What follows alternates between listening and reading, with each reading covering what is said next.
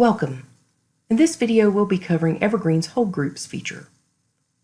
The Hold Groups feature allows library staff to create lists of patrons for the purpose of placing title-level holds for all the listed patrons at once. The list can be used multiple times if needed.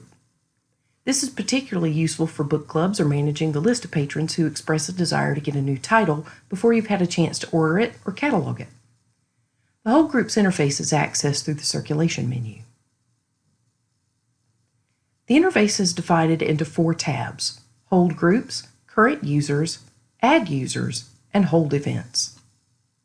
The Hold Groups tab is the default tab. This tab is used to create hold groups and open them after they've been created. The list of groups only shows you the ones you create. However, these groups can be shared through their bucket ID number, but those are accessed through a different tab. The Current Users tab is used to view a list of patrons in an open hold group. Hold groups can be also created, edited, or deleted here. This is also where you access shared hold groups.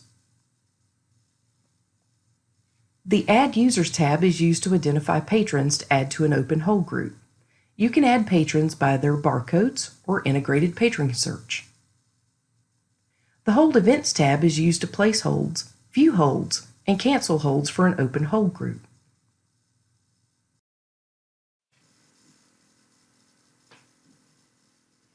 The first thing we need to do is to create a new hold group. Go to the circulation menu and choose Hold Groups.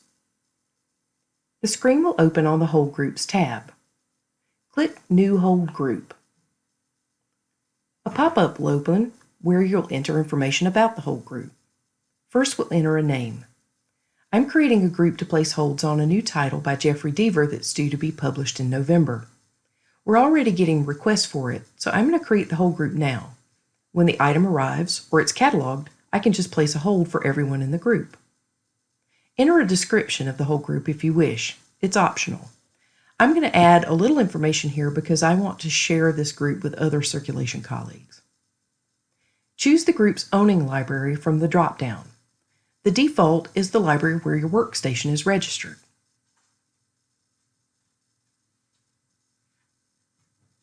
The Visible to Patrons checkbox is used if you want the hold group to be visible to the member patrons through their public catalog accounts. We'll discuss this a bit more later in the video. I do want this group to be visible to patrons, so I'm going to check that box. Now that I've completed the form, I can click Create Bucket to finish the process. This same process works for creating a hold group in the Current Users and Add Users tab. Now that we have a hold group, we need to add patrons to the group. Before we can do that, we need to open the group. Double-click the line for the group you want to open. This opens the hold group so that you can add members. It opens to the Current Users tab. I opened the group we created just a few minutes ago, so my list of current users is empty. Move over to the Add Users tab. We can add users to the open hold group either with their barcodes or by searching for them. I'm going to start with barcodes.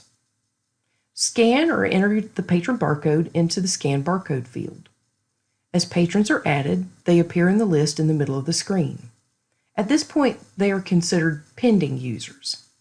Note that the parenthetical number in the Add Users tab increases each time I enter a barcode and add a new pending user. To complete the process, select one or more pending users with the checkboxes at the beginning of each row, or select all of them with the checkbox at the top of the list. Now click Add All to Hold Group. The pending users have now been added to the group and appear on the Current Users tab. Notice that the parenthetical number on the Current Users tab has changed to reflect the new users. We're going to add another patron to the group, but this time we're going to use the integrated patron search. From the Add Users tab, click the Search for Patron button. A pop-up opens with the search form. The pop-up defaults to the basic patron search. Additional search fields are available by clicking the down arrow to the right of the search button. This option is sticky, so if you come back to this interface after opening the additional search fields, they'll be open next time too. The search form is scoped to your workstation library. but you can alter the scope with the organizational unit dropdown. Enter your search criteria in the appropriate fields. Click Search or hit the Enter key. Results appear at the bottom portion of the pop-up window. Click anywhere on the row of the result to select the patron, and then click the Select button. The patron is then added to a list of pending users. If you want to add additional patrons, open the search form again and repeat the process. Once you've added your additional users, select the ones you want to move to the Current Users tab and click Add All to Whole Group.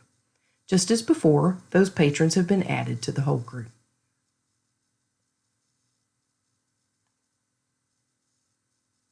You can also add patrons to whole groups through the normal patron search. Go to the Search menu and then search for patrons. Enter your search criteria in the form. I'm using the patron's name. Once you have a list of results, you can choose one or more patrons with the checkboxes at the beginning of each row.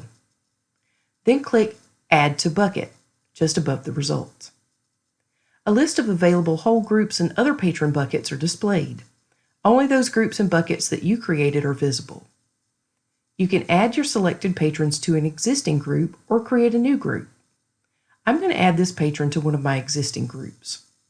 A confirmation message appears at the bottom right corner of the screen when patrons are added successfully to the whole group.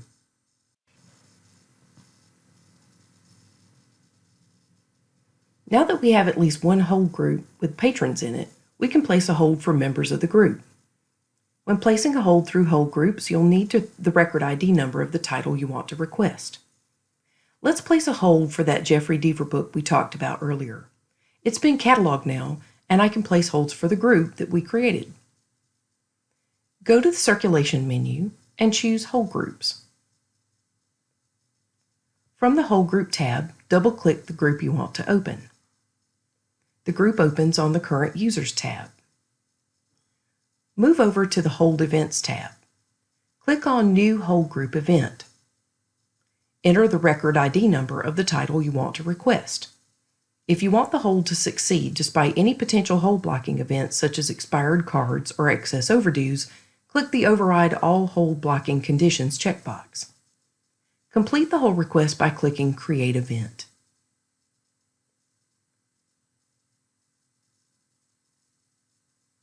The new hold appears in the list of hold events. It's worth noting that the holds queue for the title doesn't necessarily follow the same order as the list found on the Current Users tab. Evergreen can randomize hold placement so that holds aren't filled in the same order each time. This helps make sure that holds are fairly distributed across groups that are used more than once.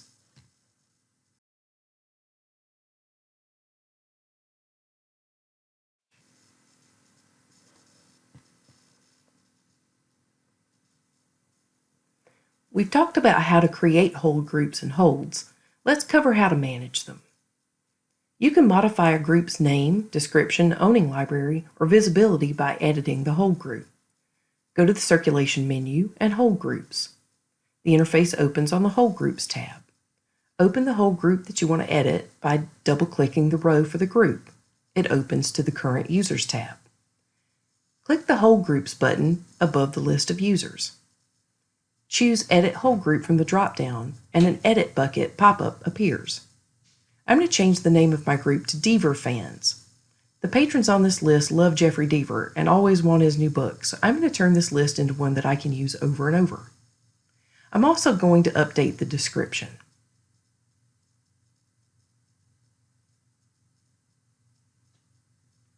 Click Apply Changes to complete the edit. If you no longer need a whole group, you can delete it through the Current Users tab. Go to the Whole Groups tab and double-click on the row for the group you want to open.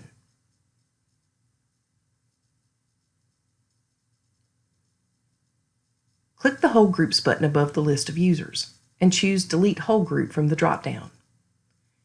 Click Delete Bucket to complete the deletion of the group. Please note that deleting a group does not cancel any of the holds placed for members of the group. You can cancel a hold for an entire group through the Hold Events tab. This cancels the hold for everyone. If you want to cancel individual holds, that can be done through the patron record. First, go to the Hold Groups tab and open the group with the hold you want to cancel. Then go to the Hold Events tab. Select the hold you want to cancel and use the Actions menu to choose Cancel Hold Group Event. Click OK to confirm that you want to cancel the hold. You can confirm that the hold was canceled by looking to the Hold Cancel Date Time column. At this time, there's no way to remove cancel holds from the screen, so you will see both active and canceled holds on the Hold Events tab.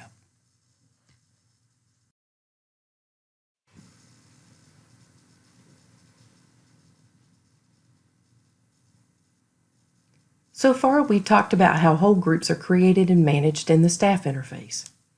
I said when creating a hold group that you can make the group visible to patrons.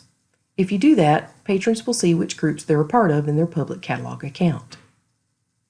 After logging into the My Account feature, they can find their list of groups under the Holds menu, and then under Hold Groups. They will only see those groups that are publicly visible and to which they are a member. If they're not part of any publicly visible groups, the Hold Group menu option is not visible at all. Patrons can remove themselves from a hold group through this interface. Patrons can modify, suspend, activate, or cancel holds placed for them through a hold group just like they do any other hold from the Items on Hold tab.